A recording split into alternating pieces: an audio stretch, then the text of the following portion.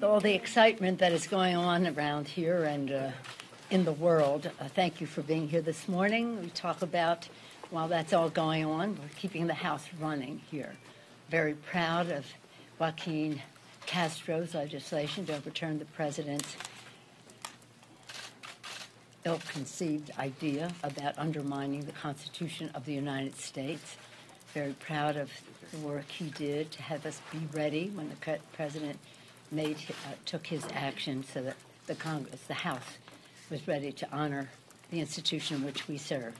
Article 1 of the Constitution, the legislative branch. We've sent the legislation now over to the Senate. Yesterday was a big day for us. For many of us who have worked for years on gun violence prevention, it was a big day when the Bipartisan Background Check Act of 2019 passed with such a strong vote on the floor of the House. The night before, many of us were at to observe the 25th anniversary of the Brady Bill. That was historic when it happened and has saved many lives since. Millions of returned it. People have not been able to get, not millions of people, millions of times people have not been able to get a gun who shouldn't have a gun. But now we had to expand it to include online sales and gun show sales as well, which happened yesterday. Just anecdotally, I was especially happy because of all Mike Thompson worked for such a long time, the chair of our Gun Violence Prevention Task Force. It's a bipartisan bill with Congressman King of New York.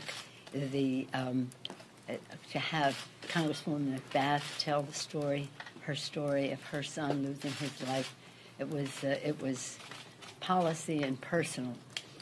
I just anecdotally tell the story of when we passed the bill before, the Brady Bill. I was a relatively new member of Congress. Chuck Schumer, now the leader in the Senate, was our champion. He led the way, and he was fearless. But some of us had just the grassroots, the retail member-to-member contacts, and the first time we did not succeed to pass the rule. So some of us went over to see Mr. Brady, a person from your profession, really such a talented man who, as you know, was shot at the same time President Reagan sadly was. And he and Sarah have been such an inspiration. She, the guardian angel of it all for so many years, even after his passing. Anyway, that day we went over, some of us, and we were so in awe of Jim Brady. And so we went over, and after we had lost the vote, and said, we are here for two reasons: to whip the rule and to pay our respects to you. To which he said, without a second, said, well, at least you accomplished one of those things. Anyway, they were relentless. They made a difference. The beat goes on as we continue. At the same time, we're following through with what we promised in the campaign for the people. One, to lower the cost of health care by lowering the cost of prescription drugs and to preserve the pre-existing condition benefit. The Energy and Commerce Committee has already had a hearing on the prescription drug cost. The Ways and Means will do so very shortly. They have also in the committee had hearings on Affordable Care Act and protecting the pre-existing condition. Lower health care costs, bigger paychecks by building the infrastructure of America in a green, modern way. And in that regard, the one committee, the Infrastructure and Transportation Committee, has had their hearing with governors and others, mayors, to build the record as we go forward for legislation. Yesterday, in the Education and Workforce Committee, they already marked up a bill for school construction, which would be part of the infrastructure legislation. Build infrastructure, bigger paychecks. Part of the bigger paychecks is the equal pay for equal work legislation, which was marked up in committee yesterday, too. So of the three things, lower health care costs, bigger paychecks. The third, H.R. 1, cleaner government.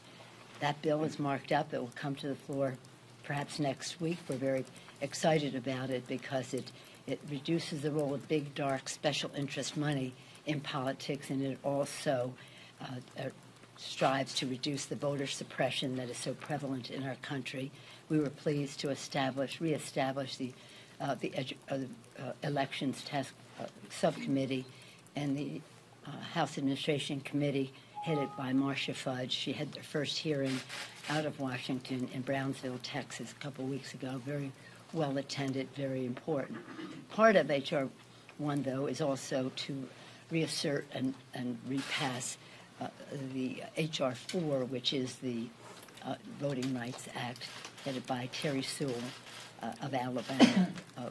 We introduced it this week in preparation for the visit to Selma this weekend, the first weekend in March, as you know. So those are the three. In addition to that, we said we're going to pass gun violence prevention. We did yesterday in the House, and that goes on. We have another bill on the floor today to expand on that in terms of a timetable. We said we're going to do the Equality Act, and we'll be marking that. We'll be announcing that in about 10 days, 2 weeks perhaps. We're going to do Dreamers and TPS in the same time frame. And as I said, we'll continue with the equal pay for equal work. So we are, again, there are a lot of high-profile events going on around here, but our work to support the financial being of America's working families goes on. The president is returning from Vietnam, from his meeting with Kim Jong-un. I guess it took 2 meetings for him to realize that Kim Jong-un is not on the level. He was a big winner, Kim Jong-un, in getting to sit face-to-face with the most powerful person in the world, the President of the United States. And really, it's good that the President did not give him anything for the little that he was proposing. As you probably know, he said he would shut down one of his, well, he said he was going to, the Yanbian. That Yanbian has been a subject for a long time. He would shut that down, but what we want is denuclearization. They didn't agree to it in the first meeting. They didn't agree to it in the second meeting. And as you know, they wanted lifting sanctions without the denuclearization. I'm glad that the president walked away from that. Diplomacy is important. We always support it.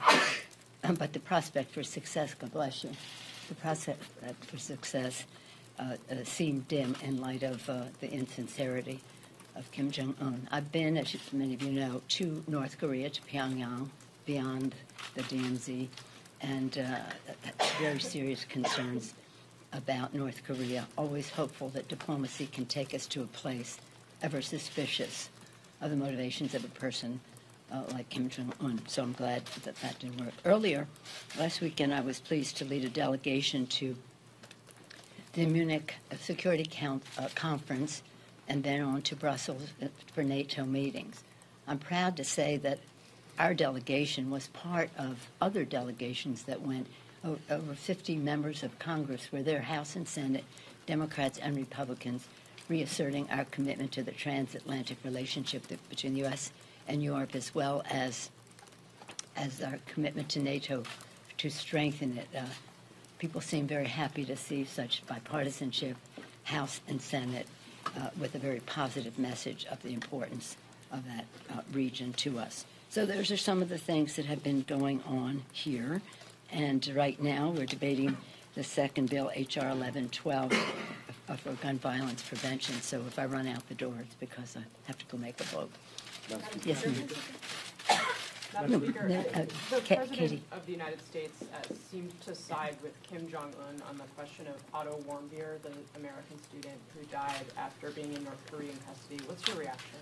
I'm sorry, I'm not familiar with what the President has said about that. He was asked about it, and he seemed to say that Kim Jong-un denied a role in this and that he believed Kim Jong-un. Well, see, as I said, I don't think Kim Jong-un is on the level, and the President has believed Putin as opposed to believing his own intelligence leadership on subjects. So, again, I didn't know the President said that, but it's strange. And I don't know, there's something wrong with Putin, Kim Jong-un. In my view, thugs that the president chooses to believe. Yes, ma'am. Madam Speaker, what should the consequence be if the president did violate campaign finance laws while in office? You know, I haven't, no, let me just say, I read you what we're doing here. We're constantly busy. And so I didn't sit down and watch the proceedings yesterday. But I do know what I saw in the reporting of many of you is that Chairman Cummings was just a magnificent maestro. And each and every one of our members did a very good job in trying to elicit the truth, to try to get to the facts. Some of it was confirmation, as Jerry Connolly said. Some of it confirmed things that they had heard otherwise. And some of it, as you heard, was possibly new. Some of the high-profile statements seem new. Again, I'm not in any position to verify what he said, but that would be Mr. Cummings had, I trust his judgment, and he had some questions about suspicions that might be true. Would that be an impeachable offense? Well, I'm not going into that. I'm not going into that. We have 2 investigations, the Mueller report that we're all anxiously awaiting, and as was indicated, the one thing I did see widely reported was that the witness said that other issues that he was aware of were under consideration by the Southern District of New York. So let's see what that is. But again, impeachment is a divisive issue in our country. And let us see what the facts are, what the law is, and what the behavior is of the president. I've said to some of you running up and down the hall, right now, what I'm concerned about is the president's undermining of the Constitution of the United States, which, with his, again, ill-advised declaration, I think he's totally wrong. I was at the border this past weekend. What he's proposing is going on there is mythology. It is not reality. I wish you could all go to Laredo for the week of the birthday of George Washington and honoring George Washington, Martha Washington. So patriotic, such pride and heritage, such patriotism about America. So that concerns me more than what may or may not be said now. When the facts are known, then we'll make a judgment then. I'm also concerned about what the president is doing in denial of what is happening in terms of climate change in our public policy arena, that he is still in denial. I'm concerned about his heaping praise on a tax bill that gives 83% of the benefits to the top 1% and ignores the needs of people as we write budgets. So I'm more concerned about his policy than his personality. However, when the facts are known, then we can make a judgment. Yes, Madam Speaker, on the gun votes, you're a good vote counter. What do you think the chances are that either of these can get 60 votes in the Senate? And if they cannot advance in the Senate, what would you say they've achieved, if anything? Well, these bills are bipartisan, especially the one yesterday, which was the heart of the one that we have worked so hard on for such a long time. Today is an important continuation of that. You've heard me say it over and over. Public sentiment is everything. 90% of the American people, 90% of American people support background checks, even members of the National Rifle Association. Most of them who are gun owners have had their background checks, and they have no, they personally don't avoid that. So 90%. Some of the figures are stunning, though. You know that 43 children or teenagers die from gun violence in our country in a day. So I think public sentiment is going to play. I quote him all the time. Abraham Lincoln, public sentiment is everything. With it, you can accomplish almost anything. Without it, practically nothing. Public sentiment is there. I think the public is tired of moments of silence, a time of mass murders and high-profile tragedies. But these tragedies happen in the lives of American people every single day of the week. So I count the votes in the House, not in the Senate, as you know. But I do think that when the opportunity is there for a bipartisan bill, which is very discreet and focused and is the bill that will save the most lives, that hopefully we can get a positive vote from the Senate. Madam Speaker. Madam Speaker. Yesterday, the House Republicans passed another motion to recommit with an ICE amendment on that gun vote. And there's some reports out there that Democratic leaders and yourself are considering changing House rules to perhaps get more notice and have members more time to read these motions to recommit. How seriously are you considering these changes? And then also the minority leaders' offices threatening that this would ground all legislation to a halt if you do take these steps. Well, I don't know that he has authority to do that. The power of the Speaker is awesome. However, they should remember that. However, I'm a big believer in respecting the whole House and the rights of the minority to have their say. I do put me in a different category. I think you should just vote against all motions to recommit. It's a procedural vote. It's a gotcha on the part of the opposition. Let's make life easy. Just vote against them. Should there be some review of everything that we do? We have a now modernization, select committee on modernization from our side, chaired from our side chaired, yes, by Derek Kilmer of Washington State, and they are going to be having open hearings on issues of concern to, well, let me make their announcement about their agenda. But I think that's an appropriate place for some of that discussion to take place. In the meantime, vote no. Madam Speaker, to that end on that question about I thought it was the the John's last question. question. Chad, Well, that's all. the power of Chad is awesome. Do you agree, or is that a one-man show? If you'll indulge me, just to follow up on John's question here. Maybe so, maybe not. The idea, though, that some of these roll call votes on MTRs are good votes for your members to show voting against leadership if they're from swing districts, if they're freshmen. That was certainly the case in '07. Is that not a good vote for some of them to take? No, vote no. How so? Explain. Vote no. Just vote no, because the fact is, a vote yes is to give leverage to the other side, to surrender the leverage on the floor of the House. So again, we have, our members are so fabulous and they're so great. Weren't they wonderful in the hearing yesterday, and now they're behind closed doors in intelligence. If it weren't for you, as ex officio, I'd love to just be in that room and hear what's going on, but I unfortunately don't have time for that. No, my view is that they should vote no. There are plenty other times when they can vote no, but express their, shall we say, opposition to the leadership on the form of a bill. You can vote against a bill. But in terms of the order of the House, it's a procedural vote. I suggest a no vote. Should there be some discussion of any of what we do here, we now have established a modernization select committee on modernization of Congress, and happily the minority leader has appointed people to it. We're still waiting for his appointments to the select committee on climate. Okay? Thank you all very much. Thank you.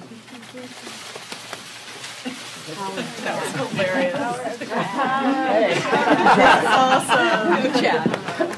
You are indulging that ego. And I appreciate the follow-up because I had a similar question. So, thank you.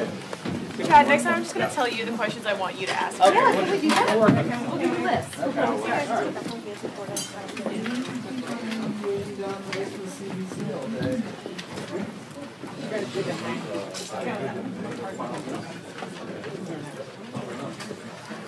I love your mic.